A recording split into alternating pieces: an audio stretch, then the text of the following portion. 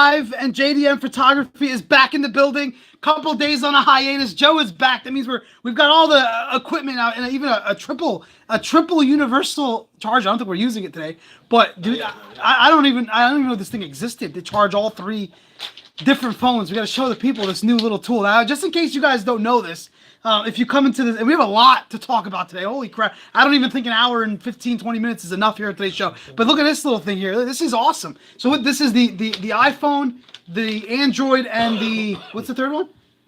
It's the older Android. The older Android, yeah. So the new look at this. This is awesome.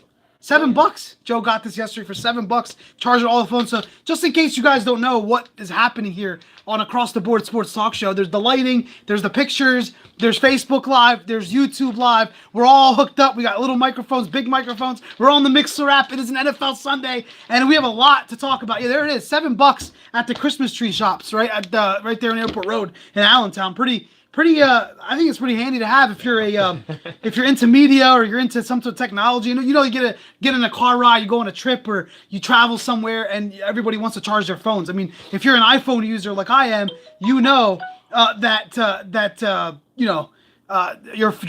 phone dies a lot and heavily. So this is a little tool to have. Now I do have my first comment right out the bat from my man Craig from Lunchtime with Nick and Craig, of course, or Craig and Nick, is it? I think it's Craig and Nick, not Nick and Craig. Let's put Craig first, who we met at the cut. He's commenting right off the bat, one of the topics that we are going to get to today, and I know a lot of people watched yesterday. It was a championship Saturday in college football. We discussed all the happenings of college football and what needed to happen for certain teams to get into the college football playoff. We mentioned it. We teased it. The Dallas Cowboys beating the New Orleans Saints on Thursday, what it means for the NFC East, what it means for the NFC, right? We will talk about that on today's show. We will continue the discussion of Kareem Hunt. It seems like the whole world is talking about Kareem Hunt today and yesterday. It's a big topic. I just watched the video again for like the 50th time, as before the show started, to see it again. And we're going to, again, get into that, what it means for a football perspective. What does it mean for the Kansas City Chiefs? Yesterday, some arguments saying that Spencer Ware is no pushover. The Chiefs will be fine. This is Patrick Mahomes' team, right? That losing a running back like Kareem Hunt, they'll get over it. Some people said it's going to kill them. Some people said the Patriots now are back to being the favorite along with the Pittsburgh Steelers. We're going to get into all of it.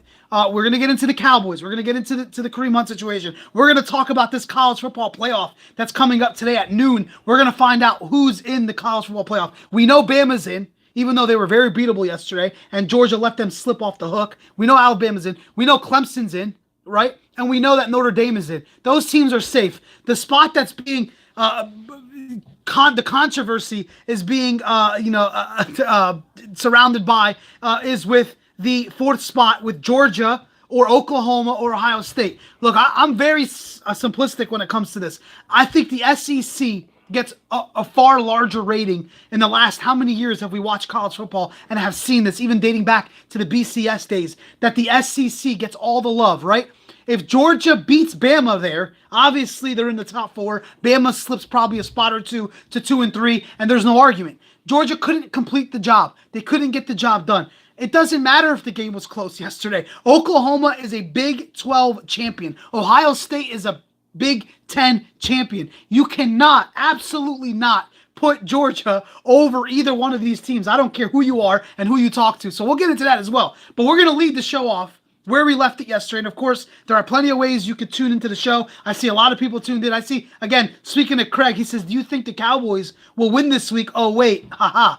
They already won. They beat the New Orleans Saints. And one of the subjects we'll get into today is what this means for the Dallas Cowboys, because not a lot of people predicted the Cowboys beating the New Orleans Saints outright. Now, how the hell did that happen? The defense of the Dallas Cowboys is it. And Brandon, my man Brandon chimes in, says, I still think Georgia stays in. I think the whole world is going to explode today at 12 o'clock if they decide to go with Georgia in the 4 spot, because you didn't win your conference. Now, what does that tell you about Big 12 and the Big 10? That means you're a one-loss team in those conferences. Yeah, you have to go undefeated.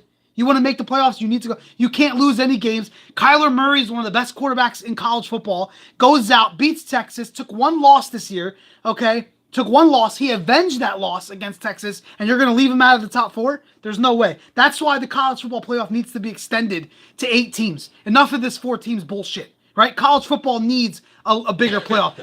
Which system only has 4 teams? What system? You know, UCF has a gripe. Ohio State, after having really one game that they blundered. I mean, they looked incredible against Michigan. So we talk about how poor Georgia looked for one half of football against LSU. How about how great Ohio State looked against Michigan, right? How great Oklahoma looked in most of the season this year, right? Their offense is unstoppable. So that's why there's a debate with college football. We'll get into that, of course, on an NFL Sunday show. A lot of people tune in. We want to talk NFL. So I want to leave off where we talked about this yesterday, because now Joe's here. We have a lot of people tuned in live. Back, bitches. Yes, the Kareem Hunt situation has taken over the NFL. Even coming up at 11 o'clock on NFL Countdown, they're going to be doing a interview with Kareem Hunt. He's going to sit down with NFL Countdown on ESPN and talk about this whole situation that he's been involved with. Joe, you watched the video. We watched the video a little bit upstairs. Our wives upstairs were saying it's not that big of a deal. These are from 2 women. Now, this is why this conversation continues to grow legs, right? If women think that he didn't deserve to be released. Some people said she kind of instigated it. She knew what she was doing. There was a push. There was a little bit of a tap. It was soft, as Jeff said yesterday. Caused a little bit of controversy on the show. Said it wasn't as severe as the other guys have done it. He didn't deserve to be released.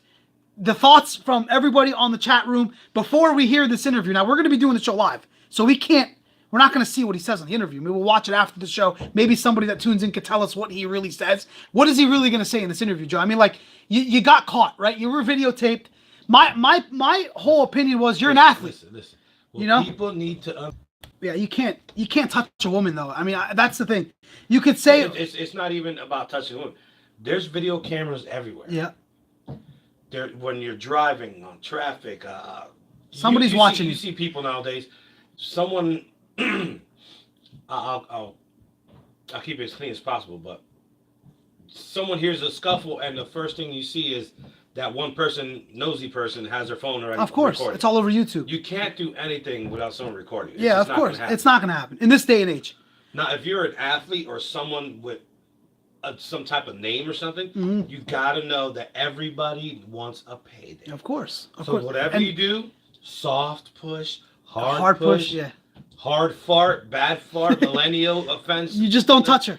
You don't do anything nowadays because there's always going to be repercussions. Exactly. And he had a great season last year, made lots of money. Obviously, he's a rising star in the NFL. And we talked about this yesterday on the show, and we discussed it. And some people said, look, it's the woman movement. It's 2018. There was no problem what the Chiefs did by outright releasing him. We discussed. It was a great show yesterday. We discussed it. We had a lot of various opinions, right? I mean, I was getting texts after the show saying, dude, do you really feel that they got it right? Yes, I stand by it. Even after watching the video 50 times, you can't do anything in the public eye. You can't. And if you do something like that, you're going to get caught. And he got caught. And then it doesn't come out till now, right? That the TMZ video leaks now and the guy loses his job. It's crazy. The Chiefs are one of the best teams in the NFL right now. It's because it's TMZ. Of course. Is sole purpose is to find dirt. Yeah, and they found the dirt. Knock them, that's your job, you know what I mean? But yeah, that's why people tune into TMZ. If you leave dirt, they're going to find it. Yeah, of course. And they found it. Now, the story was another team in the AFC reviewed the video. People are saying it was the New England Patriots with Bill Belichick and how dirty they usually play. And look, whether or not it happened, right? He did it in a hallway of some sort of hotel, it looked like, or a casino. I don't know where they were. TMZ and Bill Belichick, it would have been the bellboy who wants a payday that worked at that hotel. Yep. Or it would have been the girl herself that came out and said, I was abused by Kareem Hunt. Yep. Yeah. So I want to keep that discussion going. Of course, this show is open. It's an open forum. You can reach us at Facebook Live. Of course, this is the biggest subject right now in sports. Even in the midst of college football playoffs, even in the midst of a Dallas Cowboy upset over the Saints, there's a lot of football talk. Leave it to something off the field that steals a headline, right? Even in December 2nd, there's always something that happens, whether it be drugs, whether it be abuse, whether it be a guy taking a gun in a club and shooting himself in the leg, like Plaxico Burress. The story is always turning in the NFL. The NFL is in the public eye, not just these athletes. The NFL itself as a league has controlled what we're consuming. Does that make any sense? Like the NFL overly consumes us as a society, as sports fans, that we watch the NFL, we look at the NFL, we talk about it on a daily basis, even on a day after college football playoffs, the college football championship Saturday, and the season's changed, and a big NFL Sunday, if I might add, some big games today that we're going to talk about in the 11 o'clock hour. This is the main subject. So I want to keep this open. Of course, you can reach this show on the Mixlr app, mixlr.com/Joe-Eunice. No opinion will be criticized. Right? This is an open forum. People yesterday... Possibly. No. Jeff yesterday was like, look, don't crush me, but he felt like it was too harsh. And this is coming from a man who said, yeah, you push a woman, you kick a woman, it's wrong. But compared to what other people have done, Hardy, Joe Mixon, even Ezekiel Elliott was accused of it. Ray Rice. You know what? Let's just say this. If your boys weren't there to hold you back... How bad could it have been? What would you have done? Because you look like you were about to go Magilla Gorilla on her. Yeah. That's what I thought. I mean, then again, there's no audio, so we don't know what she was saying to get him stirred up. Yeah. Well, and we discussed this too. When you get in an argument with a woman or a man or your boy or your wife, you're gonna say something though. Like we've all been in fights, arguments where you say things you don't really mean. I'm not. No one's perfect, right? We're on here on our open forum, open show. No one's perfect. Everyone gets into arguments. You've argued with your parents. You've argued with your best friend. You've argued with your kids. Anise comments right now and says, I reprimand my kids harder than that. And he says, but the image of the NFL is bigger than what's fair. They did what they had to do. I think that's perfectly said. They did what they had to do. Because imagine, and I threw this point upstairs when we were watching it with our wives. Imagine if the Chiefs didn't do what they did. Then people would have said, hold on a second. This is 2018.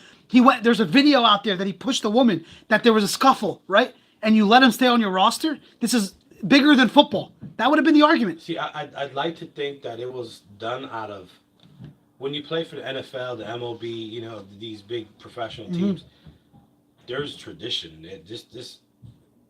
It's a privilege to absolutely be part of that organization. Nonetheless, do it for a living. Like some of us got to shovel God knows what and do this and that for a living. Yep. It's a privilege. So when you do stuff like that, you disrespect every player before you. Of course. And the Chiefs had to respect I'd like to their think name. that they did it out of that and not out of, well, if we don't do something, social media is going to crush us. I think it's a little bit of both, though. Because everybody knows nowadays social media can either make you or break you. Absolutely. Whether in business, in regular life. Absolutely. It does. And of course, the video is what's key, right? If there was no video, this could have been swept under the rug. They could have said, well, it's being reviewed. There's an investigation. We'll talk about it after the season. And then the other guy who actually pushed the girl. I saw the video. Yeah. I'm sorry. Fell into her. Yeah. Well, that's the thing. And if you haven't seen the video, I asked you to go look at it. If we're going to continue the discussion for the next hour, you want to go ahead and look at it. I'm pretty sure everybody's watched it. It's all over the internet. You know what kills me? It's 2018. We're going to 2019. We can do all this stuff from our cell phones. I mean, high def, blah, blah, blah, blah, blah, blah, videos, send them here. Yeah. These hotel cameras haven't been updated since when? Every video you see from a police dash cam or hotel or bank robbery, whatever, it's like shitty ass video. Yeah, it's like very hazy. But Miss Jones down the block sees a scuffle down outside and opens the window, uses her 1982 phone, and the video is crystal clear. Yeah, I don't know. You're right. That video is a little bit grainy. You're right. But you can kind of see what's happening in the video. I mean, you make it out from what we saw. And for me, I think Anise put it on the head, and I think Joe put it on the head as well, is that they did what they had to do. Everybody's being watched. You're an athlete. You can't put yourself in a bad limelight like that. But again, this is why we're opening up the debate. There are people out there that think that it was harsh. And the Chiefs came out and said he wasn't truthful about it. So there was a lying factor of it, that when they talked to him over the summer, he lied about what exactly happened until the video then surfaced. So there's a truthful thing behind it that maybe Kareem Hunt wasn't very open with the Chiefs. Now, if you go ahead and lie to your boss and then a video comes out and proves otherwise, you should be fired. That's another element to it. So I don't know. Maybe I feel like I'm in the minority compared to what I've been hearing the last 24 hours. That I think I think they had to get rid of him. Whether it's you can't do that. Period. I mean, you can't. I don't care if it's a soft kick, soft punch. You just can't do it, especially being recorded. You just can't do that. I mean, recorded or not, you do something stupid like that, you deserve to be reprimanded for it. At the same time, they could have just been like, if this is this incident that happened now, maybe if we let him go, we can avoid more embarrassing. Further issues. Oh, there's got to be flipped around. Yeah, further issues of what could happen with Kareem Hunt. Maybe down the road, a situation might present and stuff like that, and it won't be a soft push. Exactly. Exactly. Or what else has he done? What else has he done? You know what I mean? That's another thing. And these guys, you know, that we talk about, you compare it to. I saw somebody on Twitter saying, "Hold on a second, Joe Mixon totally knocked out a woman in a restaurant or a little diner, or wherever the hell they were, and he gets drafted by the Cincinnati Bengals. He's one of the top 10 running backs in the NFL." Hey, that was the Cincinnati Bengals' decision to draft him. He went into the draft. They could have avoided him. They could have stayed away from him. This was prior to being in the NFL. Kareem Hunt is a member of the Kansas City Chiefs, and he did this, and they decided to let him go. I want to open it up. It is across the board. It's 11 o'clock. We are live. It's a Sunday NFL show. I know everybody's just kind of waking up, getting themselves ready for an NFL Sunday. No Philadelphia Eagles today. They play tomorrow against the Washington Redskins. So a lot of Eagles fans probably just sitting back wondering, all right, well, we got to win the next 2 games because you got to beat the Redskins and you have to beat the Dallas Cowboys to get back in first place. We'll talk about the Eagles here in a couple minutes. That's one of the top 5 games of the weekend. Since it's a Monday Night Football show game, we'll have to talk about it today because we don't do a show on a Monday. So we'll discuss this today. And look, the Dallas Cowboys, right? How legit did that win matter to the Dallas Cowboys? I want to open that up to the forum. Cowboys fans yesterday were saying, how about them Cowboys? All of a sudden, what does a couple weeks do, right, Joe? We were at the cut a couple of weeks back, and my man Craig was there, and he said, hey, I'm ready for Jason Garrett to get fired. Then they come back on Thursday. They get a W over the Saints, and everybody's like, hold on a second. The Cowboys all of a sudden have a top-notch defense. They won a couple of games in a row. They beat the Redskins on Thanksgiving. They went into Atlanta before that. They beat Atlanta on that Sunday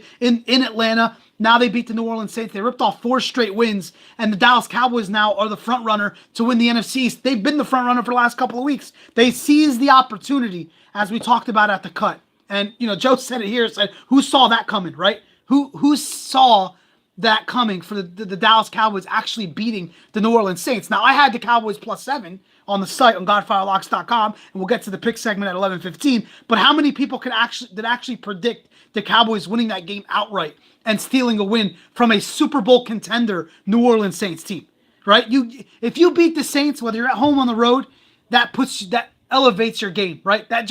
That puts a little bit of a check mark next to your name. All right, hold on a second. The Cowboys have a chance here to make a push. And Craig says, Garrett isn't playing. I still can his ass. I say still can his ass. Yeah. So Craig says they'll still fire him, even though they ripped off 4 straight wins. Their defense is phenomenal right now. They're playing great football. You flustered Drew Brees, who we all agree on the show is the best quarterback in the NFL right now. They totally shut him down. They only gave the Saints 10 points. 10 points. You held the Saints to 10 points. That's a notch to your belt. I'm gonna go with the Saints were tired, and the Cowboys just took advantage of it. Yeah, the Cowboys played a great game on Thursday, man. That's the bottom line, and that's why I think, and I put this on Facebook, and I said, are the Cowboys a legit contender right now in the NFC?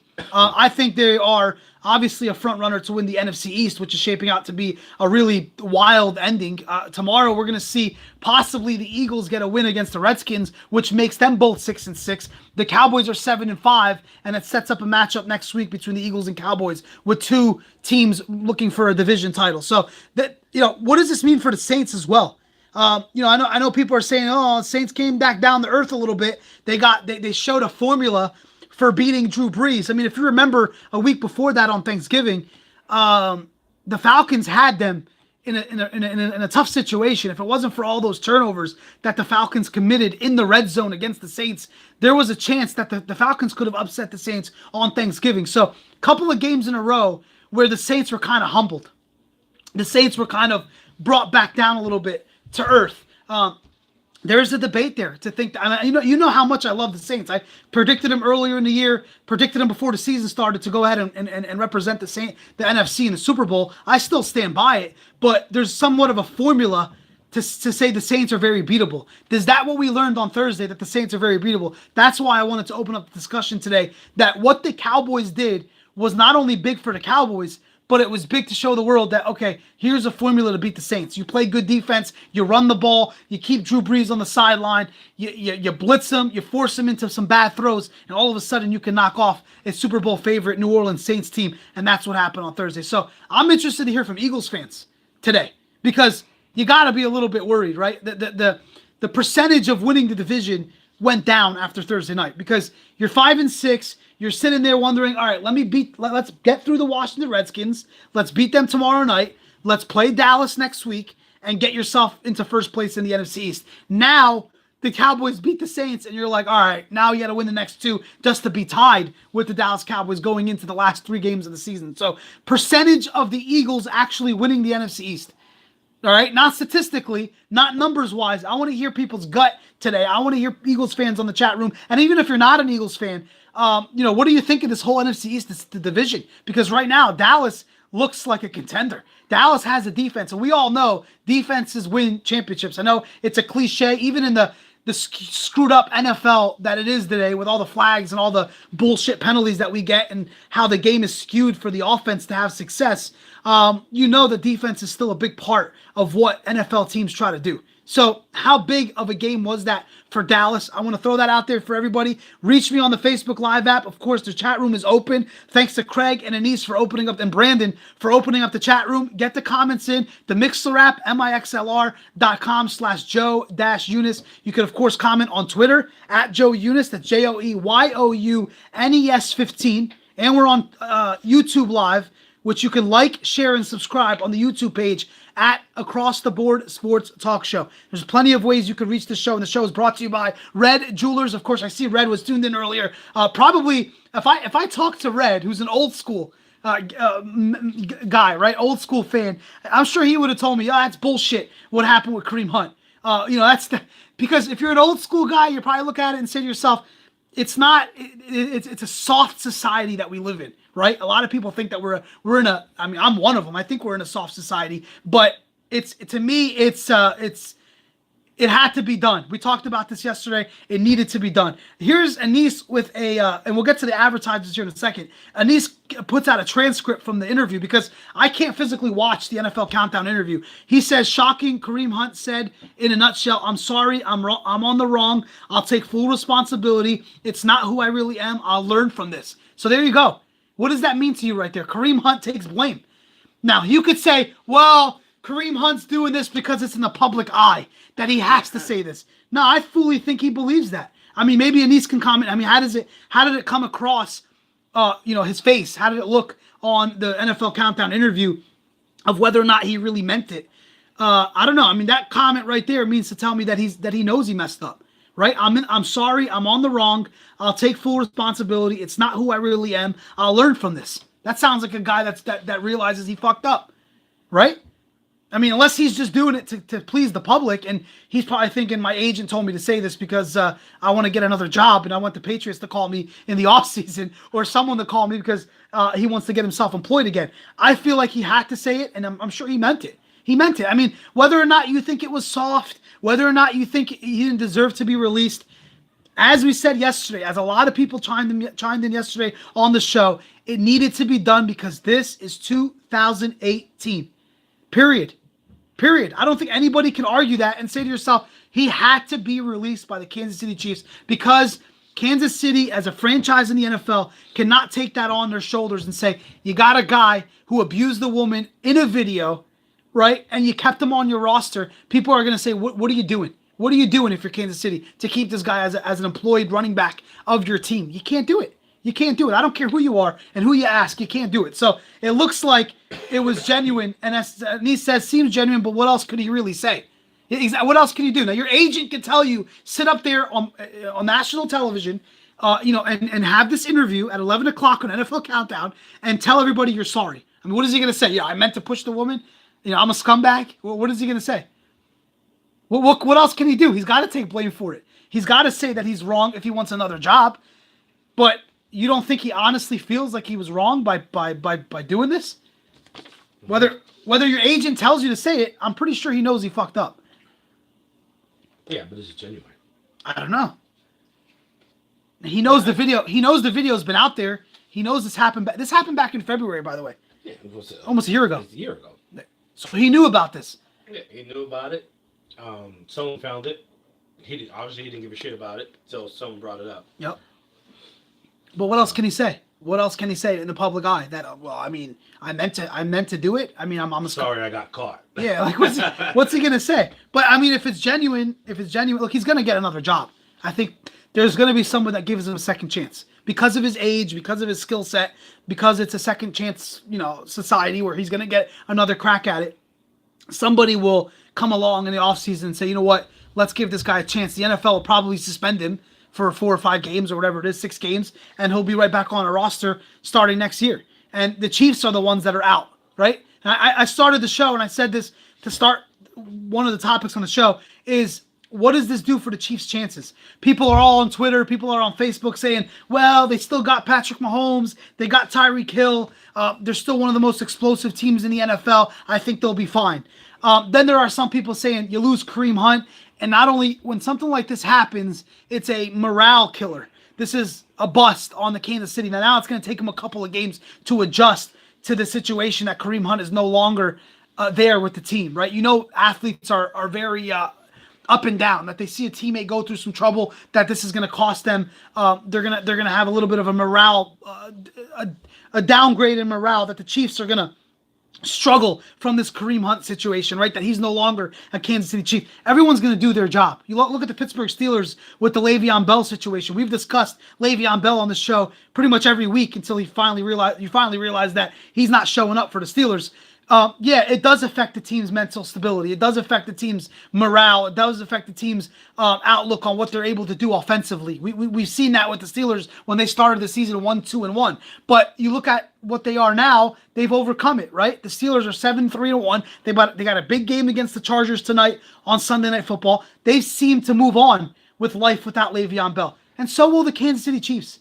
The Chiefs are going to move on with Kareem Hunt, all right? I mean, is there anybody out there that thinks, oh my God, let's feel sorry for the Kansas City Chiefs? I'm not saying that. I just think even before this injury, I've said on the show that I don't think the Kansas City Chiefs are a Super Bowl contender because of what Andy Reid has proven to not do in the playoffs. And I don't think you could win it with a young quarterback like Patrick Mahomes. I know it's been done before, but I think he's beatable. I think the Patriots already proven to beat him. I think that the Steelers can beat him. They can get revenge and knock off Kansas City, even in Kansas City. I mean, it's not like a mystique place to play anymore. I mean, you saw Tennessee go in there last year and beat them. Now, I know that was with Alex Smith, but even prior to this Kareem Hunt situation, how many people out there thought that the Chiefs were going to be some sort of Super Bowl that were the odds-on favorite? I threw out the question at the cut when we were there before Thanksgiving or after Thanksgiving, the day before Thanksgiving. I talked about how was the Chiefs and the Rams a Super Bowl preview, and nobody honestly said that on the show. Nobody came out on the show and said the Chiefs and the Rams are a Super Bowl preview, because I don't think everybody believes that the Chiefs are, until the Patriots die, until Tom Brady retires, you can't sit there and honestly say with a straight face that the Kansas City Chiefs are going to win the Super Bowl or go to the Super Bowl with or without Kareem Hunt. And if anybody on the chat room thinks that, let's hear it. Open up the forum, because, with or without him, I don't think the Chiefs are all that great as a contender. I think Patrick Mahomes is a good young quarterback, but it's hard to make a push like that, to go to the Super Bowl with a young quarterback and a coach that has proven to fall apart late in years and late in the playoffs, and Andy Reid, he just hasn't proven to do it. The show is also brought to you by the law offices of Albert Yakub. Of course, we're going to try to call up and call in for a special show on Friday, which we're still working out the details. Stay tuned for that, of course, on the Facebook page, the Facebook Live page, 610-437-2185 for the law offices of Albert Yakub. Of course, visit Yakub Law, that's YACOUBLAW.com, and he would be perfect to talk about this Kareem Hunt situation. Remember, Joe, we did that Ezekiel Elliott show. Yeah. When that was an allegation, there was no physical video of Ezekiel Elliott doing what he did to that girl who came out and said, Ezekiel Elliott has been abusing me, and this whole story seemed fake. We did a whole show about how, and we even talked about it with Albert back then, when we said, these players, he even said it, you just can't do it. Whether there's text messages, whether there's a video, whether there's proof, you just can't do it. Misho, Awa, thank you for tuning in. Misho said he's trying to get another job, and that's why he is saying the right things. This is about Kareem Hunt. On the other hand, I really don't understand why the NFL picks and chooses who to punish for off-the-field incidents. I agree with that. This is why the NFL continues to be bogus, right? You have a long list of players that abuse their wives or girlfriends, yet there's no structure. There's no structure of what the suspension is. There's no structure of what the penalty is and consequences for what someone does off the field. If this guy smokes marijuana and gets caught with possession, he's suspended for 4 games. But then this guy abuses and harasses an Uber driver, he's suspended for 3 games, says sorry, he's okay. He's back in the NFL. No, I'm serious. Jameis Winston sexually assaulted or abused an Uber driver, whatever the story was. And all of a sudden, it was like, oh, well, I'm sorry, I learned from this. There was the story came out last week that he settled with the Uber driver. AKA, he paid her money. That he gave this woman a paycheck. He sent her some money and it's all good. Yeah, Jameis Winston was suspended for a couple of games to start the year, and he's had an inconsistent year, and so have the Tampa Bay Bucks, right? But there's no structure. That's what Micho's trying to say. The NFL has a big negligence, and we talked about this yesterday on the show with Ease when he made his comment that the NFL doesn't have a structure in place to rightfully suspend or rightfully, properly reprimands players for doing something like this. That one person could be suspended for 3 games, one person could be suspended for 6 games, and one person could be outright released. This was the Chiefs' decision to release Kareem Hunt yesterday. This wasn't the NFL telling them, you have to release him right now. This was the Chiefs. All the NFL did was they put him on an exemption list that he can't compete in a game and he can't show up to any practice until they figure out what's going on. The Chiefs said, what the hell with it, we're releasing him. But the NFL just can't get it right. Period. Another reason why the NFL is a joke. That's my whole thing about Micho's right. They pick and choose what they want to do with their athletes, what they want to do with their incidents, and they don't have a real good structure, and that's what caused Kareem Hunt his job yesterday. And you look at it like that. I remember working in the station years ago when these stories started to pop up, all these physical abuse stories. And we used to get called into the office with my boss and saying, look, these are touchy subjects to talk about on air. I mean, whether it's, if you remember the Riley Cooper dropping the N-word at a concert was a big thing. Any kind of off the field issue is always a touchy subject, right? It's like what to do with a player when he does something like this so idiotic by pushing a woman in a hallway at a casino or a hotel or a man saying an N-word in public. I mean, these athletes are stupid. It's almost like, you talk about just walk away. Just save your career and walk away. If you were making millions of dollars and you're Kareem Hunt and you find yourself in a situation with a woman, just use your head. I know you get caught up and you get in a heated argument and you're in the midst of a conversation. Just walk away. I know it's probably easier said than done, but for me, it's like just step away from the situation. Find yourself in a different spot. Like he could have easily, you saw the video, he could have easily just walked down the hallway. He could have easily just deflected the whole thing and say, you know what, screw this lady, I'm out of here. Because I'm Kareem Hunt, I'm making millions of dollars, I'm a running back for the Kansas City Chiefs, and I'm not going to get myself caught up in this woman. Yep. I mean, I think it's hindsight, right? We could sit here now and say, dude, Kareem Hunt should have just walked away. Yeah. But when you're in the middle of an argument, you choose to say stuff and do stuff that you don't really mean. I mean, I could see if it was a dude talking some smack to him, and he's getting a little like, get off of me, let me go after this guy. Yeah, gets into a little scuffle. Yeah, big deal. Mm-hmm. But the way I see it, this chick was, I wasn't there. Yeah. Okay, people? But according to how the video looks, it looks like she was baiting him. She was baiting him. She was, though. But I mean, then again, doesn't make it okay. The video clip is only X amount of time long, so we don't know what happened. He could have said something, and she was retaliating back. Yeah. Like he could have called her a name because she bumped into. I don't know. Yeah, there could have been some beef that led to that. Yeah. When you push someone or you yell at someone, you're going to get some reaction, and unfortunately, his reaction sucked. Yeah, it sucked, and he didn't make the right decision. Look, the forum's open for this conversation to continue. I like the discussion. I think, again, I missed the NFL Countdown interview, and East gave us some sort of a transcript there. He said, I'm sorry, I'm on the wrong. I'll take full responsibility. It's not who I really am. I'll learn from this. And Micho comments and says he had to say that, right? He's trying to get a job. He's going to say all the right things. But the NFL picks and chooses how they punish certain people for off-the-field incidents. And it's like they hold certain players to different standards, which makes no sense. It's like if you and your coworker go to work in the same job, right? You work in the same workplace and you do something that's very similar to what, or even I would say for Kareem Hunt, very, less than what some of his counterparts did, right? Less than what Joe Mixon did, less than what Greg Hardy did, less than what Ray Rice did. And that guy gets slap on the hand, but then you on the other hand are out of a job. You feel like it's fucked up. Like if you're Kareem Hunt, you're thinking to yourself, I didn't even do anything. Like, I barely did anything. I can see people's point from that angle where it's like he barely touched her or he pushed her or it was escalated because of her. There's a lot of arguments coming in for the other side, which I'm kind of surprised by. There's been a lot of people that said he didn't deserve what he got. And then I feel like I'm in the minority now that says you do something stupid, you should pay the consequences for it because you're an athlete, because she's a woman. Mm-hmm. But for me, he's probably looking at it thinking to himself, I barely did anything. I mean, I Denise said earlier, he reprimands his kids, he disciplines his kids harder than that.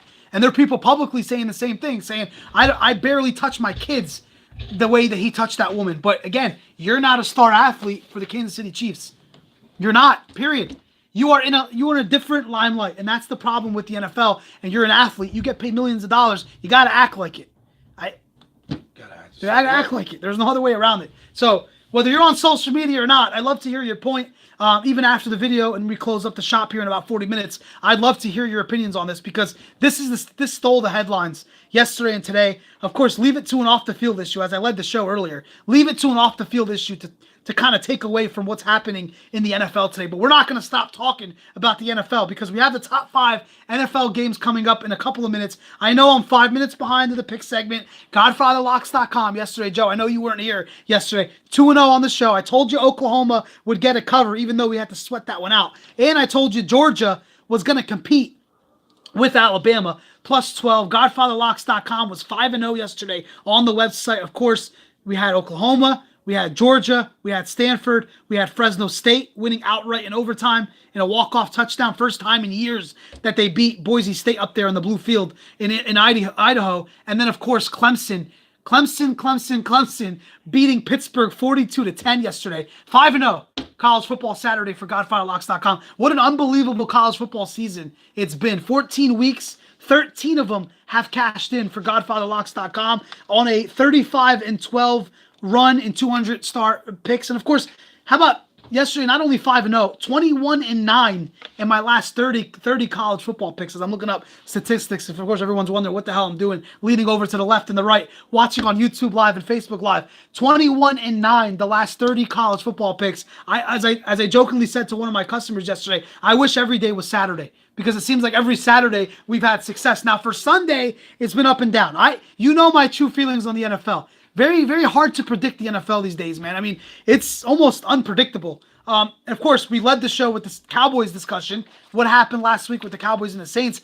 Joe said it. Anybody predict that outright win on Thursday? Anybody out here said the Cowboys was going to beat the New Orleans Saints outright? I mean, we had them +7. It was a risky pick anytime you go against Drew Brees. Listen, even Cowboys fans weren't expecting them to win that game. I don't think so. There are Cowboys fans online right now and Cowboys fans that listen to the show. And don't tell me different. Yeah. You knew you guys were worried. Mm-hmm. I would be worried too going up against Drew Brees. That guy's a machine. But they flustered him, man. They pulled it off. All right, how many free picks should we give today? I think we should give out 2, right? 2 seems to be a good number. 2 is always a good number. Yesterday, 2. Oklahoma and Georgia were the free picks. I think today we'll give out 2. And I'm actually going to go to Carolina versus Tampa as one of my games here today. I didn't even write these down. I just posted the picks on the site. But Carolina versus Tampa. Carolina's been struggling a little bit recently. Saw them lose a couple weeks ago to the Steelers. We saw them lose last week against the Seattle Seahawks. You saw Tampa Bay get a win against San Fran. I kind of think Tampa Bay gets a little bit of revenge today. And again, yesterday, I always love revenge. Revenge in sports is, again, I say this every weekend when we talk about picks or we talk about just outright discussion points about, who's going to win and who's going to lose. You got to love revenge. Revenge. And I think Tampa Bay, makes up for that loss they had a couple of weeks ago in that shootout when they lost to Carolina a couple of weeks back in Carolina. I think Carolina is a team trending down, and I think Tampa Bay today is a good spot. +3 at home. I think at worst you might get a push with a field goal win for Tampa Bay, but I do for Carolina. I do think Tampa Bay gets the job done. I will take the Buccaneers today, plus the 3 points at home. So if you're backing the Tampa Bay Buccaneers, I think you take Tampa Bay at home +3. The second free pick of the day, and this is one of those games where I look at it and I say, the line is definitely a little weird in this game. Denver last week went ahead and beat Pittsburgh. It was one of my picks on the site. Last week we saw Denver pull out an outright win against Pittsburgh. Now they come back against a no Andy Dalton Cincinnati Bengals team. Right? Andy Dalton is not playing. 4-point line. Denver is only -4 against the Bengals team that's trash. A Bengals team that got embarrassed by Cleveland last week. A Bengals team that got embarrassed by New Orleans a few weeks ago. A Bengals team that's trending down, right? Talk about Carolina trending down. Cincinnati's trending down. Their defense is pretty putrid is the word I'm looking for. I will take Cincinnati, though, just based on that line. I mean, you're only getting 4 points with a backup quarterback against a team that just beat a Super Bowl contender last week. Something weird here. And you know how much I hate the NFL, and I try to break down these lines as best I could. That tells me something weird. So, 2 upset picks today. I will take Tampa +3. And I will take Cincy +4, right? So Tampa +3, Cincy +4. Those are your 2 free picks. You know, it's always hard to take bad teams, especially with backup quarterbacks in. But those lines right there are saying it's a little bit of weak sauce. So I will take Cincinnati +4, Tampa Bay +3. Those are your 2 free picks for the NFL picture today. Of course, yesterday going 5-0 on GodfatherLocks.com and 2-0 in the big picks yesterday. Of course, if you follow the website, bowl season is coming up. How about this little statistic? Since the site was created back in 2010, you want to know what the strongest month is since the site was created? What's that? Every year, December. December is our strongest month statistically. I thought October went pretty good though. It did. Oh, we've had a great year, especially college football. We had a great year. But if you're looking at historically over the last 6 seasons, December is always my strongest, or the site's strongest success rate happens in December. And that's because it's bowl season. And college football is far greater than the NFL. We all know how I feel about college football. So you look at it from that angle. College football is the cake, or takes the cake for me for GodfatherLocks.com. So sign up. Check out GodfatherLocks.com. It's easy to get to. Click right when you go to the site. Click on Buy a Plan. It's not hard. You just click it. Takes you to the payment page. You pick a plan that suits you, whether it's a day, 3 day, a week, a month. Get yourself a plan, and then all of a sudden you can find your way about making some extra cash and get yourself some picks today on GodfatherLocks.com. All right, fantasy football discussion is open. The forum is now open. If your team is in the mix for a fantasy football playoff spot, I know a lot of people's fantasy football season is coming to an end. If you're in the mix, the middle of a fantasy football playoff race, and you have a stardom sit-em discussion, throw it up on the forum, throw it up on the Mixler app, mixlr.com, and you can get yourself a discussion point with that. Who do you have to start? Who do you sit? I'm out of my playoffs. I only do one season, one league, and I'm out, and I'm done with fantasy football. Officially, I'm retiring from fantasy football. I'm done. We're going to continue to do the segment here. Of course, a lot of daily FanDuel leagues, DraftKings. We're going to continue the conversation here on fantasy football, but it's lost its juice. Speaking of fantasy football, the Kareem Hunt releasing affected a lot of fantasy football teams across the country, right? Across the world. Anybody doing fantasy football, you lose Kareem Hunt, that's going to affect your outlook on winning a championship, just the way it did with Le'Veon Bell. Le'Veon Bell doesn't show up for Pittsburgh. How many people were pissed off as fantasy football fans, just as much as you're a Pittsburgh Steelers fan? If you're a Kansas City Chiefs fan, you're pretty ticked off today. And if you're a fantasy football player, you're pretty ticked off today. And this is coming from a day where he would have played the Oakland Raiders and probably would have dropped 200 some yards today and a couple of touchdowns. The Raiders defense is dreadful. So, you're missing out. And of course, no Kareem Hunt. How that's going to change the Kansas City Chiefs. That is a big loss for the Chiefs. And if anybody else can chime in and what happened with the interview at 11 o'clock. I know we had a transcript from it. He said all the right things. He's wrong. He's going to learn from it. All that other good stuff. I don't think it's. I don't think there was anything else he could have said anything else as an athlete, as someone trying to get another job. I don't think Kareem Hunt could have said anything else. And of course, you want to chime in for the remaining 20-25 minutes of the show. The topic is still on the table about Kareem Hunt. George comments and says, deciding to stop playing fantasy was the best decision I made as a sports fan. That's coming from George in the chat room. Me too. This is I've done it with fantasy. I'm over it. You know my thoughts on it. We talked about fantasy football earlier in the year when we launched this segment, which is brought to you by the law offices of Albert Yacoub, the Elias Market, of course, the Essence Hookah Lounge, and Meza Middle Eastern Cuisine, who bring you this subject. And I don't want to rip people from chiming in, because I guess we could say this, that you may not like something anymore, but you can still provide an opinion on it, right, Joe? Yeah. I think you could do that. Like if you don't like your job, you're still going to do it. Yeah. Like I don't like fantasy football. I can still give my advice on fantasy football. Yeah, definitely. So I mean, there's people who do things they don't like, and then they say, "Well, I'm over it. I don't like it anymore." But I'm still going to give you my opinion on it because I still know about it. That's where I am with fantasy football right now. I'm over it. I hate playing fantasy football. But if you got a debate on who to start, who to sit, we'll help you out. We'll throw it out on the forum. I don't think George is wrong there and I always open the water, never drink from it. Just keep talking. But deciding to not play fantasy is the best. Me too. I'm done with fantasy football. I think it's ruined the league. I mean, you talk about Kareem Hunt no longer being a Kansas City Chief. You know that's going to affect a lot of fantasy football teams around the country, and people are probably pissed off and they're like, "Damn, there goes my fantasy championship," because Kareem Hunt, got released by the Kansas City Chiefs, just like Le'Veon Bell affected a lot of teams this year, being drafted number 1, and then boom, he never shows up because he wants to hold out for money, and he lose $14.5 million doing it. We talked about Le'Veon Bell every week. We talked about Le'Veon Bell every week. But the Kareem Hunt situation definitely affecting fantasy football teams across America. It is 11:30. This is where we do the fantasy football segment. If you have any stardom and sit-em points, you can throw them up there. If you're asking for daily leagues or long season leagues, you can do it. But I think, yes, that is. So Nice is asking for an official retirement from our league. I'm a man of my word. I put it out earlier this year, and I said it on the show, Joe, and I don't even know if you knew this, but I said, if I don't make the playoffs in fantasy, I'm done. I'm officially retiring. I missed it because of some bullshit 0.8 losses. I've had like 3 losses by 1 point this year. I think, if you ever have the statistic with a team that goes through a year and says, you've lost a total of 3 games by a combined 8 points, and then you look at it and said, well, this cost me my chance of making the playoffs. I'm 4-8 in my league, and I lost about 2 or 3 games by 1 or 2 points or 3 points each. Yet last week I lost by 0.8, Joe. Not 1 point, 0.8 of a point I lost by.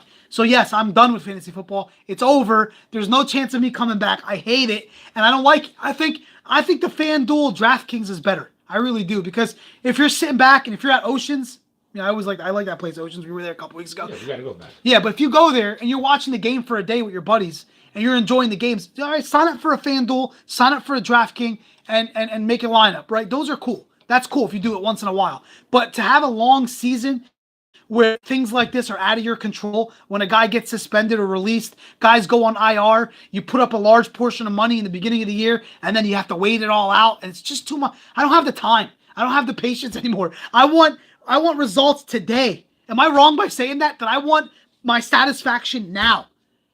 I don't want to invest in something that's going to take me 6 months to get some kind of benefit from it. Am I wrong by saying that? No. You want something now, right? Especially when it has to do with money. Especially when it has to do with sports. Like, you watch a team, you watch a game, you want satisfaction today. I want to invest today. I don't want to wait for it. I have no patience for it. You want to look at something for the now, not the later. That's kind of how I look at it. Like, I don't know. Maybe I'm just crazy to say it, but that's why fantasy football has lost its juice a little bit. The injuries, the leagues, you can't even pick. You don't even know who's good anymore. That's the way I look at it. I don't know. Let's just stick to picking games, and that's my 2 free picks of the day. As I mentioned earlier, the free picks of the day are Tampa Bay +3, Cincinnati +4. George says, so much out of your control is what bothered me. Also, having the best team all year and then getting bounced in the playoffs was the worst. It's one of the worst feelings. And then, like, if you have Kareem Hunt, right, and you just lost him to a suspension, your team might be 10-2 right now, 9-3, right? And then you lose your best running back. How the fuck do you feel today? How do you feel? You look at your lineup and you're like, I just lost Kareem Hunt. It's crazy. You better get another running back. That's what I'm saying. Anise is talking a little junk here on the. I think it's nothing to do with me owning your ass for years and years and replying to George. Fantasy football, I think that's what. But that's what makes it cool. Still, is the trash talking, right? Who has the championship belt? I don't know about their league. I don't know, but this league, I think Ryan Ferk won it last year in our league personally. But Anise has got a dominant team, man. He's got a dominant team. He'd probably win it this year. He's got a force, weapons all across the league, all across every position. But you look at it, you say to yourself, fantasy has still got the bragging rights. Like when you play with your boys. I know we had a whole fantasy football show a couple of weeks back, and we talked about this whole subject. When you talk shit to your boys, it still adds an element to fantasy football. But just these injuries, these suspensions. I mean, you talk about this Kareem Hunt suspension, releasing. It did so many domino effects that came from it, right? Not only does it cost him his job, that's A. B, what does it do for the Kansas City Chiefs? Next man up, right? You talk about football, you lose a guy, you say, all right, Spencer Ware, who's the backup running back for the Chiefs, now he's getting the start. Now he's the starting running back for the Kansas City Chiefs. But then it also affected the AFC picture, right? What does it mean for the Patriots? What does it mean for the Steelers? That was my other question today. What does this do for the chances of the Kansas City Chiefs? I mean, put a percentage. I asked another question earlier about the Eagles, which we're going to get into in a couple of minutes with the NFC East. But where do you put the Eagles' chances at getting into the playoffs? Give me a percentage. I mean, now that the Cowboys beat the Saints, now that the Eagles need to win the next 2 games to basically get themselves tied with the Dallas Cowboys going into the last, 3 games of the season, they're going to have to get to 7-6 and then have 3 games left to see who's going to make the playoffs or not. What does this do for the Chiefs' percentage to make the Super Bowl? I mean, what does it do for you? Lose a star running back. Let's say they were at 60% or 50% chance. You lose Kareem Hunt, it's got to drop you to about 40% or 35%, right? I mean, if not more. George says, as far as the Eagles are concerned, Cowboys winning really hurts their chances. And then they beat the Saints. That kind of did it for the Eagles fans. They're like, fuck, you beat this. I'm serious. Eagles fans all across not only the Delaware Valley or Lehigh Valley, across the country is probably thinking, we thought the Saints were a lock to at least beat the Saints. Now, Paul says, hello to Paul Saba tuning in. He says they're done. Is that reference to Kansas City or is that reference to the Eagles? 2 different topics here. I think Paul is a Eagles fan. But what is this? What is that? Where is it? Where is it for the Eagles? I think, for me, it's a tough spot to be in, but they got to win 2 games. Paul says the Chiefs are done without Kareem Hunt. Some people on Twitter are saying, you still got Patrick Mahomes. Joe, that's your boy, Patrick Mahomes. Yeah, Mahomes is a gunslinger. But, you still got Tyreek Hill. You still got Travis Kelce. I mean, other guys will step up. They have backup running backs. And Spencer Ware is their backup. He's pretty good. That might be, he might take this as his time to shine and take off, and you never know. Yeah. Shock the world. It has happened. Yeah, I mean, they still got weapons. Anise says, I think the Eagles should claim Kareem Hunt and deal with the distractions since the season is just about lost. Philly fans don't care about negative publicity. That would be interesting if they do claim him. Now, he's probably going to carry a suspension, though. Like, he got outright released, but even with that, I think the NFL might chime in and suspend the guy. But why not claim the guy? Someone, 31 NFL teams are waiting for him, and they're going to try to put in a claim for Kareem Hunt. He's out there looking for a job. So he's looking for a job, but this is the perfect opportunity because I don't know what his pay was, but let's just say he went from making, say, $50 million a year to now I'm going to offer you $700,000. To try to get some and team. If you don't want to go work at Walmart, you're going to take it. Exactly. Paul says Chiefs are done. All right, some fantasy football questions from Terrell. Terrell says Driscoll or Eli. Now Driscoll, I picked the Bengals today. Terrell. Now they are playing a Broncos defense that has been playing well recently. Eli has the Bears defense. No, I would go Driscoll. The Bears are playing really good football. I would stay away from Eli Manning. Tyler Boyd or Alshon Jeffrey. I would go with Driscoll and Boyd connection. I picked the Bengals earlier on the show, Terrell. So he says Boyd or Alshon. I would go Boyd. So I would go with the Bengals today. Go Driscoll and Boyd connection today. George says Eagles can only afford one more loss realistically, but they would need help. Wild card is still possible. I think the wild card is a little bit of a challenge. Now, the Panthers trending down could help the Eagles try to sneak in. But the Bears and the Vikings and the Seahawks and the Rams and the Falcons, not the Falcons, the Saints and the Panthers, there's too many good teams in the other divisions for the Eagles to try to kind of be in the race to make a wild card. You're going to have to win this division. George says Steelers or Pats in the AFC. Chiefs aren't even winning their division, in my opinion. The Chargers are definitely a force that no one's talking about. Paul says, with no diversity in the run game, Mahomes is going to be the same. Chargers are the silent assassins in the AFC. How about tonight? Speaking of the top 5 NFL games of the day, right? The Chargers and the Steelers in a sun. Doesn't it feel like the Steelers have had so many primetime games this year? They played Tampa on primetime. They played Baltimore on primetime. They played Carolina on primetime. And now they get the Chargers on primetime. I don't even know if I missed another game that they played in primetime. But the Steelers, of course, Pittsburgh, and Big Ben and Antonio Brown and, of course, James Conner now. They're getting a lot of love. How about that Chargers-Steelers matchup tonight on Sunday Night Football? That's going to be a big game for both teams involved for the AFC picture. But definitely the Chargers are a silent assassin. That's what Paul just chiming in. And, of course, George saying the Steelers and the Pats. The Chiefs weren't even winning division with the Chargers making a push at 8-3. But, Kareem Hunt, I mentioned, I put this out as far as a percentage, asking for a percentage point. Where does this put the Chiefs' chances to get to a Super Bowl? To me, it's dropped. You have to agree that it's dropped. You lose Kareem Hunt, it's dropped. I said all along, I don't think the Kansas City Chiefs are that much of a championship contender to begin with. I just don't believe in Andy Reid as a coach in the playoffs. I don't believe in Kansas City as a team in the playoffs. I think they failed so many times before. Jeff comments on the Mixer app. He says Eagles could handle that PR hit. They signed Vic, who had dogs killed in the dogfighting situation. Remember that happened years ago. That's worse than humans being killed in this country.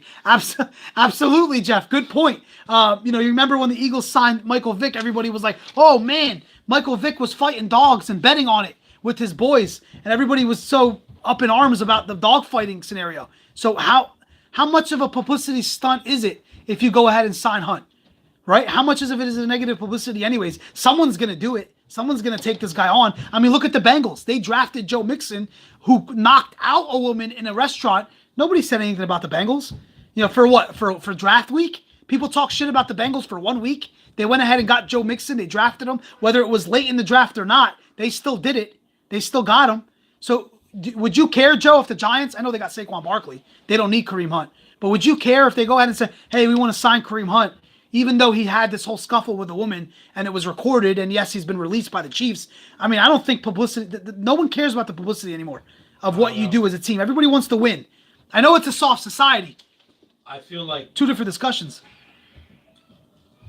Like, honestly, I feel that if the Giants would do something like that, they get crucified. Because it's New York? Because it's New York. Okay, but how about Philadelphia? How about if the Eagles did it? They need a running back. They go ahead and put a claim for Kareem Hunt. What is it? The team needs a running back. I'd say they'd be 50-50. Because, one, Philly don't care. But at the same time, Philly... They just want to win. Still want to do the right thing. But they want to win, though. Yeah. Like, and they can. They have the firepower. They do. Well, they're coming off a Super Bowl win. They still have a chance. They still have a chance. Listen. It's a smaller chance, but... The plan of attack, the playbook that they used last year, somebody forgot to bring it back out of the closet and use it again this year. That's all. Well, and also the loss of those assistant coaches killed them, man. I mean, it goes to show you how big position coaches are. We've talked about the Eagles a couple weeks ago when we did the show at the Cut. You know what? Just stop being a bitch and go get them back. You can't now. One's at Minnesota, one's God knows where. It's hard to get these guys back. I mean, they got paid somewhere else. That's the way it goes. Know what? Pay them. You want a Super Bowl ring? You want to repeat? Bring back your guys. Yeah, it's hard to do. You see a lot of assistants leave after a Super Bowl run. We've seen it with the Patriots. And George says Andy Reid would have found a way to lose anyways. Speaking of the Chiefs' chances to go to the Super Bowl, winning and talent trumps all. In accordance to whether or not you sign Kareem Hunt or not. It's going to take some negative publicity for what? A couple of weeks? 1 or 2 weeks? You sit there and say, wow, Kareem Hunt, he had a negative stunt, pulled something so sour in the hallway of I don't even know where they were. It looked like a casino or a hotel somewhere, but did something so stupid, yet my team signed him, and if he's going to give my team the best chance to win, then I'm a fan of Kareem Hunt. Because that's what NFL fans are. Jeff mentioned the dog killing with Michael Vick. I think a lot of Eagles fans at the time says, wow, I can't believe we started Michael Vick. But if Michael Vick can win us a Super Bowl, yeah, we're a big fan of Michael Vick. That's just how it works. If you win, everything's okay. In any league, in any sport, all the drama goes away if you start winning championships or winning games. That's standard in the NFL. The forum is still open. The chat room is still open. Your comments on Kareem Hunt, get it off your chest. I see a lot of people on social media saying he didn't get what was right. It was a soft tap. The woman escalated it. It wasn't that big of a deal. I've also seen people say, "What did you expect? It's 2018."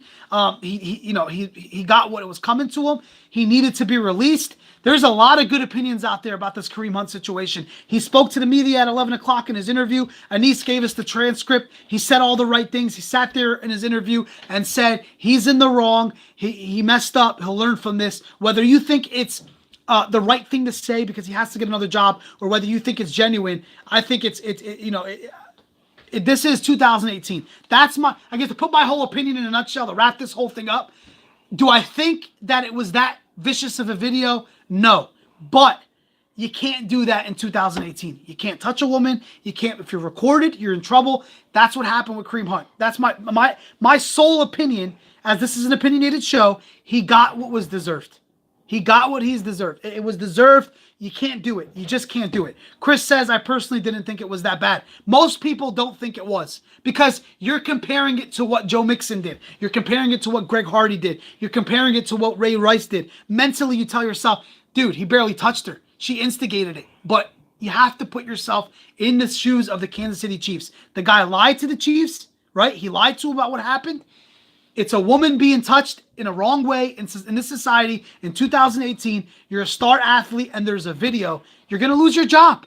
You're going to lose your job. I don't know how else we could, it wasn't that bad, but did you expect the Chiefs to do anything else? Imagine if the Chiefs kept them. What would you been saying? What would we been saying today?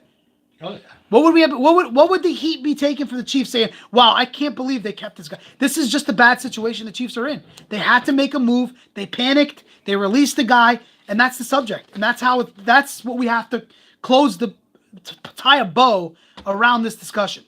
Because they had no other option. Social media. They would have got a hold of it, and they would have said, dude, there's no way. I mean, you can't do this in 2018. And we heard yesterday with a couple of the comments saying it's the woman movement. You think women would have been okay with what he did? Even though our wives, upstairs before the show saw the video and said, dude, that was nothing. A suspension is enough. And this is coming from women. But that's hindsight. That's 2020. That's looking at it saying that's the thing. After the fact. You have women commenting on it, and then you have girls. Yeah. Two different things. Two different things. The guy lost his job, but he's gonna get it. He'll be all right. He'll get another job. He learned his lesson. Yeah. That's how it works. People get second chances. Look at Michael Vick. Jeff brought up the great point about Michael Vick. I mean, he got another crack at it. He got more than one crack at it. Ended up going to the Jets, and he played. I don't know. I mean, these players will bounce back. I don't think it's, it's not the end of the world for these athletes that are multimillionaires. I just think it's crazy to see these various opinions with people about this subject about Kareem Hunt and the subject of whether or not it was that bad or whether it was vicious or whether it was justified for him to lose his job. There's a large amount of opinions out there about this subject. And of course, if you want to chime in, and we're going to wrap up the show in about a couple of minutes. If you want to give your last comments about Kareem Hunt, what it does to the Chiefs' chances of winning a Super Bowl. And I think that's where it's at with the Kansas City Chiefs. Look, he put his hands on a woman. I don't care if it's soft, hard, whatever it is, you can't do it. I said this yesterday too. I'm not just saying this because I'm a host of a radio show and I've been doing this I have to do this and say to myself, oh, well, I got to come on and publicly say this because, I'm doing a show where thousands of people are watching and I have 14, 15 advertisers on the show. And then I'm not doing that because of it. Because you've seen me curse on the show. I'm very opinionated. It's part of what makes the show go. If I thought it wasn't that big of a deal, I would have said it's not. But if it was his boy, if it was a guy-on-guy scuffle, this would have been nothing. Yeah. This would have been nothing. It was just guys do it all the time. Pac-Man Jones fought in strip clubs how many times? And these athletes get into clubs and they start fights with their boys. Nobody cares. Like if you and I went to a club and started fighting, Joe, yeah, it would be like, oh, dude, Joe and Joe got into a fight, and we're not even athletes, but it would just go blow over. But if you go with your wife to a club and you cold cock your wife and you punch her onto the floor, you're going to be in the news. Just like that security guard, the whole video that blew up over, I think it was New York or Philly, a couple of weeks back. There was that security guard in the middle of the street. He just whooped someone's ass I guess the guy wasn't listening. I don't know if you look it up on Facebook. He ended up getting, there was a big story in Philadelphia, I believe. He ended up getting charged with assault. And because it was so bad that someone was videotaping, a woman on the side was videotaping saying, dude, what are you doing? What are you doing? It blew up on the internet. I got you on video. Yeah, and this security guard, this bodyguard got crushed for it because he took it to an extreme and someone was getting their ass beat for no reason. You know what I want to see, though? Yeah. If you're going to record something going down or a fight or something like that, let's see the whole fucking video.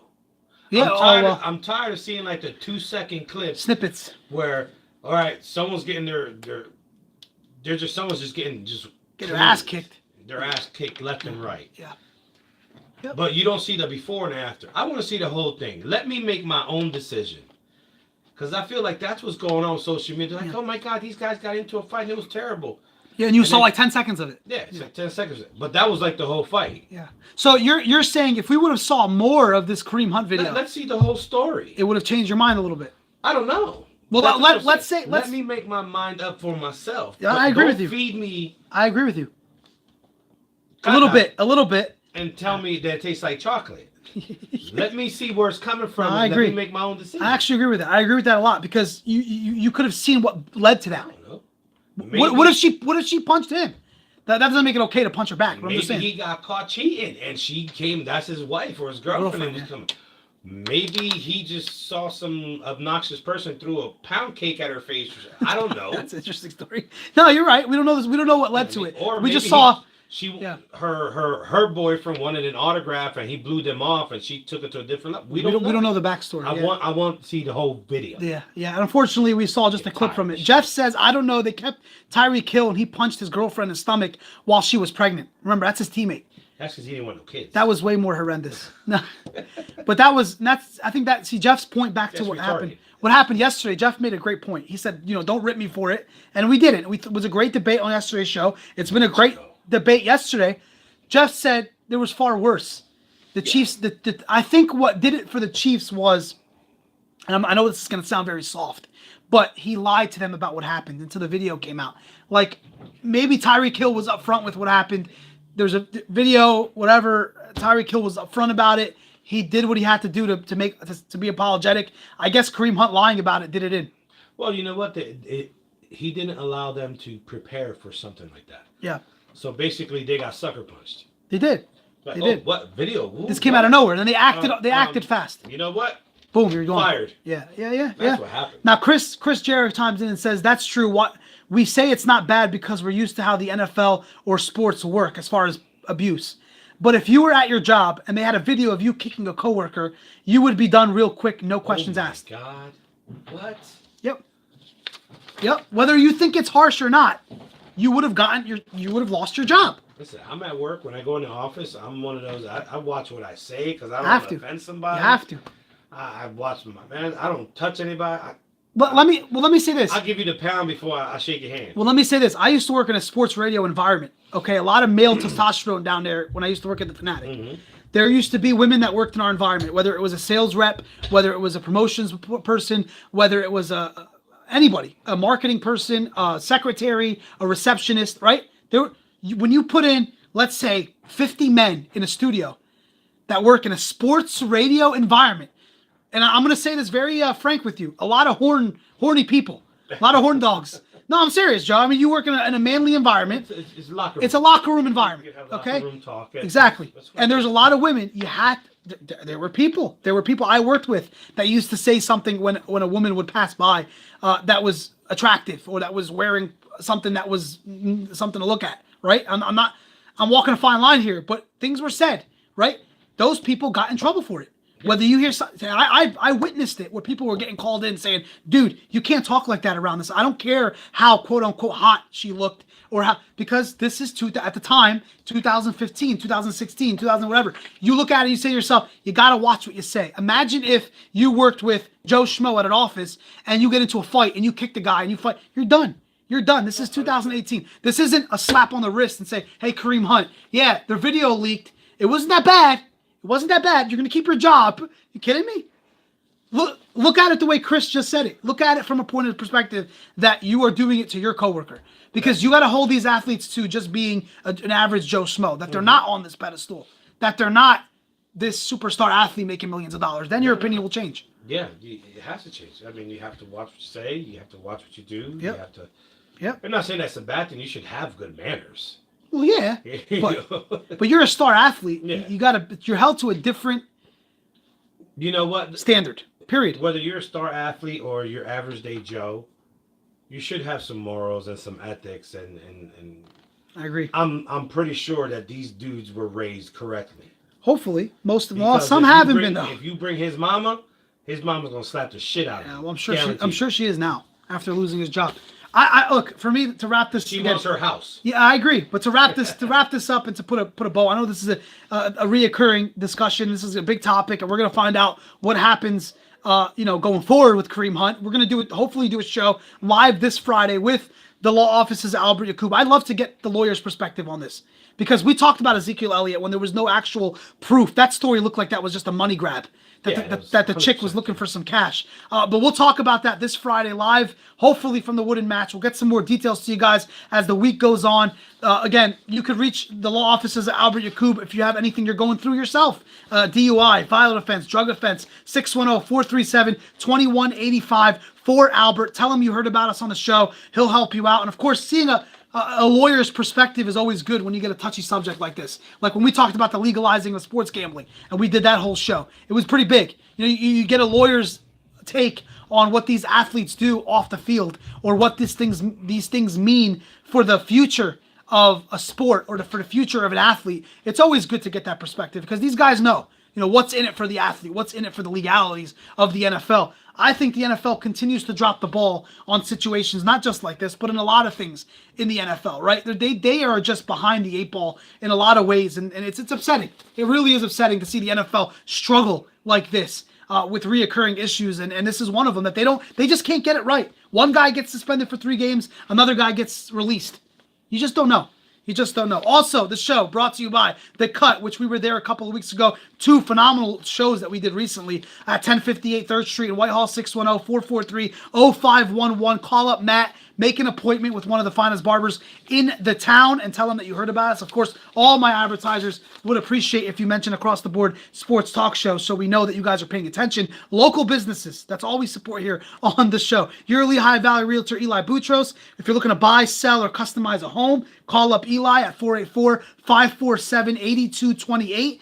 And of course, you can reach him at elib8@yahoo.com. Laziz Mediterranean Grill.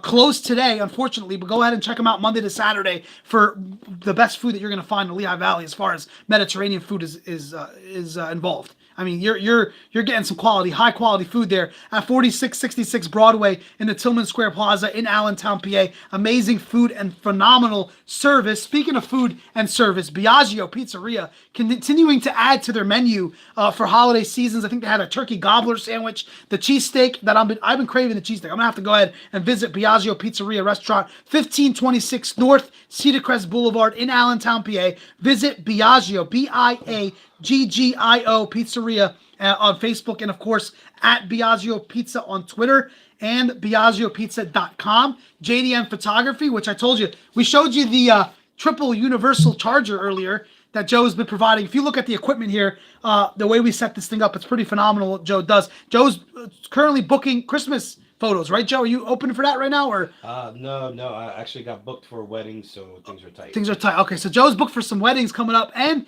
any sort of events. Visit jdmphotography.net if you're looking for a fine photography, photographer and the high quality video, pictures, all that stuff. Visit Joe, and it's the time of the year. The time of the year for people to start. People are booking for weddings right now. They're looking ahead, man. They have to, the parties and stuff like that. So visit JDM Photography. The Elias Market.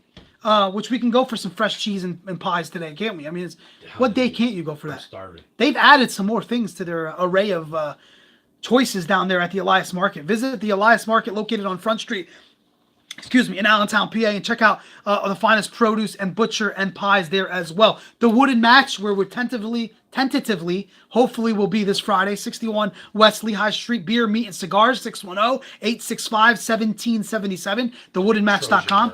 Their food's phenomenal. We're gonna hopefully be there this Friday with the Kareem Hunt show. We're gonna call. That's why I don't want to spend too much time on it today, because we know we're gonna hopefully do a show on Friday about this whole thing. But hopefully we'll have some more details. Maybe we'll know some more come Friday when we do that show. The show is also brought to you by the Hookah Lounge located in Bethlehem, PA, 3rd Street. If you're looking for a night out, whether tonight, Friday, Saturday, of course, grab yourself a hookah and a night out of being a part of the scene. Visit the Hookah Lounge. Eric Alnor LLC, my man Eric. If you're looking for some counseling help, call him up and make an appointment. It is free.